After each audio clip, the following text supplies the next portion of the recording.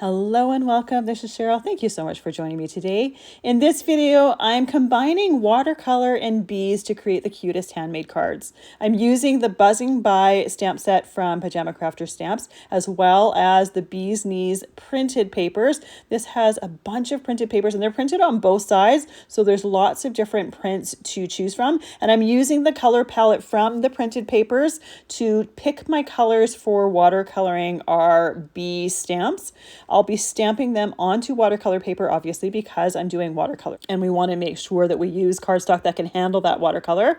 Before I use my stamps, I haven't used these ones before, so I use a white eraser on the stamping surface just to help them take ink a little bit better. Once I've used that eraser on there, I use a soft brush just to remove any eraser bits so that it stamps properly. I'm going to be doing 2 cards in this video. So I'm going to stamp and I'm going to heat emboss them with black embossing powder. For the colors for the bees, I thought black was going to be the best color for them. I'm using a little bit of embossing powder tool on my cardstock, and watercolor cardstock has one side that has a lot of texture to it and one side that has a lot less texture to it. So I'm using the side with less texture, and I'm using distress watercolor paper here because I like the nice bright white background to it. So I stamped it a couple times using my Misti stamping tool to make sure that we have a nice clear impression, although you can see that there's an area in that dandelion there that was missed, but we're going to put an embellishment on that later on once it's assembled, so that will be completely covered. Once I've poured my embossing powder on there, I tap the excess off and then I use my heat tool to melt that powder, and it goes from like a matte granular finish to a nice glossy finish. I like to heat emboss my images when I'm watercoloring because I like the look of the extra texture that it gives. Sometimes watercolor can be a little bit flat, but by heat embossing it, we have those raised lines that have a different finish to them than the watercolor. So I like that it gives it extra texture, but because those lines are raised, it also helps it to be easier to do that watercolor because we have a little ridge between each of the areas. So I don't have to wait for a certain area to dry before I watercolor next to it. That ridge from that embossing is going to help with that. So I did the same thing with my second image. I stamped it a couple times using my Misti stamping tool, poured that powder on there. I had a little bit of powder where I didn't want it to, so I used a soft brush just to remove that, and you definitely want to do that before heat embossing it. Now I plan on doing some torn edges with these images, so I made sure when I was positioning my stamps to put them where I wanted them to go so that I had room to tear those edges once I was completely done. So both of my images are done, and I'm actually going to watercolor them just with 4 colors. For my sky, I'm using some shaded lilac. Typically I'll use blue for the sky, but these printed papers have some lilac to them, so I wanted to use that color for the sky. I didn't want to introduce any more colors to it. I want my color to be darkest right behind my bee, so that's where I'm starting when I'm doing my watercoloring, and I'm working my way out. And as I work my way out, there's less color on my brush and more water, so you'll see that the color gets lighter. I'm not making sure that my entire sky is completely filled in with color. I want to make sure that we can see our sentiment really well. And again, I know that I'm going to trim this down and I know that I'm going to tear an edge from it, so I'm not going all the way out to the edges. Typically though, when I do skies and whatnot, I like to have like the indication of a sky or the indication of a background. I don't necessarily do it all the way out. I think it just looks a little bit more interesting, but that's just a personal preference thing. If you prefer, you absolutely can go all the way out to the edges with your watercolor. The brush that I'm using has water right in the handle. So to my right, because I'm right-handed, I have a piece of paper towel that I periodically will go and take extra water out of my brush with, or I'll take extra color out of my brush with. When I want to change to a different color, I will squeeze the handle for the brush and it will make water flow through the bristles and it will clean them out so that I can take a different color. For my wings, I'm using pumice stone. So this is a light gray, but it has a bit of a brown tone to it. So it's going to work well with the browns and grays that are in the printed papers. I'm also using that same color for the center of our dandelion. I didn't want it to be completely without color. I wanted it to have a little bit of color to it. So I'm just doing it in the center and then working my way out so that the outer edges are the lightest. And I also use that same color for the little shoes that the bee is wearing. And anytime I go to color a new section, I start where I want the color to be darkest, and then I work my way out to make it lighter.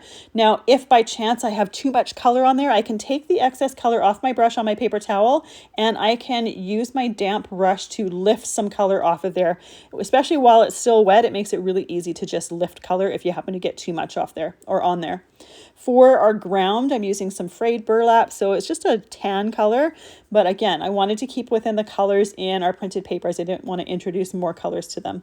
For our bees, I'm using some squeezed lemonade, and we're making it darker around the outside edges, lighter towards the center.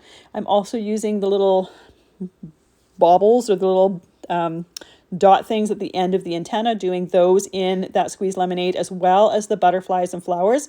Now, you could easily add more colors if you wanted to, but like I said, I wanted to keep within the color palette from the papers, so that's where I kept it. I'm going to do the same thing with the second image, using that squeezed lemonade on our bee, on our butterflies, as well as our flowers. Now, one of the ways that I like to add extra texture to my watercolor images, I like to add stickles to them, which is a glitter glue. I like to use one that is an interference or like an iridescent color, so it doesn't have any actual color to it. It's just going to add sparkle to it, and we're still going to be able to see what color I watercolored underneath that. So we're going to add that to the centers of the flowers. We're also going to add that to the butterfly wings, just to give them a little bit of extra texture and a little bit of extra sparkle. Another thing that I like to use is glossy accents, and that is just transparent. It adds some glossy dome dimension, and I'm going to use that on the little baubles, or the little things at the end of the antenna, as well as the bee's eyes for the right image. This second, or the left image, they are closed, so there's no point in putting them there. I'm also putting a little bit of those stickles on the ends of the dandelion tufts, again, just to give it some extra texture. Like I said earlier, when I was talking about embossing, I find that sometimes when you don't do things like this, the image just is a little bit flat and blah. So by doing things like this, it adds little extra texture things, little surfaces to catch the light and to catch your eye when you're looking at the finished product. Now, the glossy accents and stickles could be done at the end when you are completely finished your cards. But on this particular day, I had watercolored my images, and I knew I wasn't going to complete my cards till the next day, so they had lots and lots of time to dry, so I did them then. For my image here, I trimmed it down to 3¼ inches by 4½ inches, and then trimmed my black cardstock to 3½ inches by 4¾ inches. So they're an inch smaller than the dimensions for an A2 card. So I'm going to rip the edge on my watercolored piece first, glue it to my black piece, and once that has set for a few minutes, then I can rip the edge for my black piece. I wanted to make sure that I had some control over how much of that black edge was showing, and by ripping that after, I could make sure that I had as much or as little of that showing. For the background for my card, I used some black cardstock and trimmed that to 4⅛ by 5�3�8. And then my printed cardstock, I trimmed that to 4 inches by 5¼ inches. I wanted there to be a little bit larger space between my image piece and the printed paper so that we can see those printed papers. You could even make it smaller if you wanted to see more of that.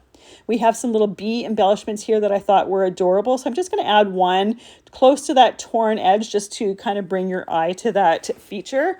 And that card is completely done because we've added all of those things to the glossy accents and stickles to the finished image before assembling our card.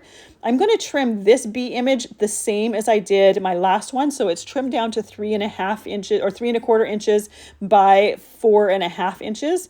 I have a black piece that was trimmed the same, and then I did the same dimensions for my black mat as well as my printed papers. For this one though, for the image, I'm trimming it, or I'm ripping it on the top because there was extra space there, and I just thought it would look a little bit different from the last card. So I did also choose a different print from that Bee's Knees printed papers. Again, just showing off those printed papers just a little bit more. Once again, I'm gluing our image piece to our black piece, and then I'm trimming or ripping that top part. And when you rip pieces, if you rip it towards you, you get more of that torn edge. You get you get to see some of the different layers of the paper. If you rip it away from you, you don't see that. So it just depends, again, on the look that you're going for, what look that you want. I'm going to take one of those bees embellishments again and put it on that one spot on that dandelion tuft that was a little bit bare from heat embossing. And this card is also done. You'll find everything that I've used listed and linked down in the description box below. But I just love the look of these with those printed papers. And because we have that, you know, lilac sky, it looks a little bit different, but I think it shows the color of the bees off really, really well. Thank you so much for joining me today. I really appreciate the time that you spend with me. I hope you have a fantastic day.